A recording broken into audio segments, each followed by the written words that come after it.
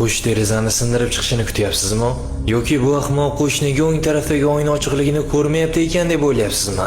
Bu qush aslida bizmas. Biz ochiq oynadan shunchaki chiqib ketmaymiz. Sababi bu yo'l bizga begona. Tadqiqotlarga ko'ra, inson miyasi tabiatan xavfsiz va o'z oldindan bilgan eskirgan metodlarga yopishib oladi.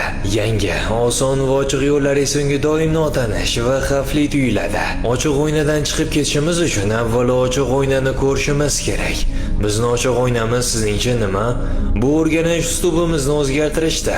Biz yillab bitta joyda tepsinib yurganimizda, muammoni iqtidorimizdan, miyamizning pastligidan qidiramiz. Aslida esa shunchaki yopiq oynaga urilayotgan bo'lamiz.